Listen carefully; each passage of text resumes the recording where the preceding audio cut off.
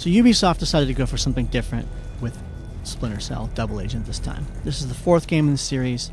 They were looking to add a different kind of texture to it, some more complications. And what they've done is, with Double Agent, they've created a game that doesn't necessarily go into the black or the white. It sort of fiddles around in the middle. It gets murky, it's complex, and it's deep. And it's created a harder edge game with thick with ethical questions and hard choices that must be made. So in approaching this next generation game, what they've done is they've added a storyline. They've made a storyline that's not just text on computer files. You're a mole in the terrorist group, and you've got to figure out what these guys are doing and stop them from doing it. But at the same time, you're working for them. You're working against them. You're working with the NSA as well. So the game actually balances these two out, and it manifests in 2 meters, trust meters that show up all the time in the game. So you're constantly having to balance between them. This adds an interest because there are characters and people's lives at stake, and the decisions you make eventually have an effect on the outcome of the game in the end. There are actually 3 endings, and the way you play the game decides those endings. The tension between the forces creates more involvement in the player, so you actually care about the story this time. And one of the other good things about it is that, it's a stealth game, so how good is the AI? And the AI has sharpened up in a number of ways. First of all, there are a lot more characters on screen.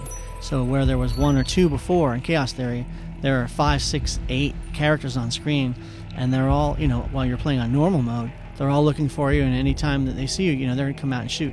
And 2 or 3 shots is actually going to kill you. You can't take many more than that. Finally, in terms of the story, you've got sequences where you actually, they call them like cinematic decisions or theatrical sort of elements, where you have to make a choice. You're put into the interrogation room and the JBA, and you have to kill somebody or not kill them. And the decision you make affects the game. Later in the game, and it doesn't ruin it, so it's not a spoiler, you have to make a decision about a CIA agent. You either kill him or not kill him, and depending on what you do, you'll play a different level afterward. So keep an eye out for these decisions because they will affect the game.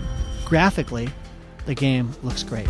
You've got a whole lot of animations. You see, the bump mapping and the normal mapping and all this great HDR and bloom lighting affecting everything. Ubisoft's color palette's really fantastic, and the texture work and everything else is really good as well. The multiplayer in the game has changed, or the online game rather has changed. There's multiplayer and there's co-op. This time, Ubisoft really went for a multiplayer game, so you can play up to 3-on-3. You can add bots if you don't have 6 people there, and it's Mercs versus Spies. It's a fun game. It's more accessible than it was before. The hardcore gamers who love Chaos Theory are going to probably have a problem with this game because it's just not as technical. It's a little easier to get into, and there's not as much memorization. Of course, you will have to learn the maps. You will have to team up with your buddies. You will have to use the headsets. But I liked it. I thought it was a lot of fun, and I think it has legs. On the negative side, as with all stealth games, you've got a trial and error gameplay to the bone. You'll have to save a lot. You're going to have to replay everything. So if you like stealth games, you're familiar with this. But if you approach this game from an action gamer's perspective, you're going to pull your hair out. In normal mode, you never really lose too much trust from either side, so you can kind of screw up a bunch of times and still gain that trust back. And so there's not as much hardcore balance there. I think in the hard mode, you'll really find you'll lose a lot of trust by doing things that anger or piss off the JBA or the NSA. The game's a little framey at times. It just hangs around 30. It takes a long time to load up. It's really slow load times.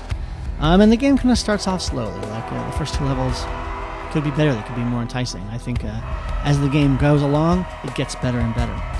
In the end, Splinter Cell Double Agent is a leap for the series and a change for the series. There are harder decisions to make. There are actually decisions to make. There's a storyline. The multiplayer is more accessible. And you've got a game that crosses into a different territory, which I think really makes it a much more interesting game. And I think it does. It plays off these balancing agencies really well. It gets this character, gets you involved more in the storyline and in the game itself. And I think that's what people really want. They want to have a really interesting, engaging story, and Ubisoft's done that with Splinter Cell Double Agent.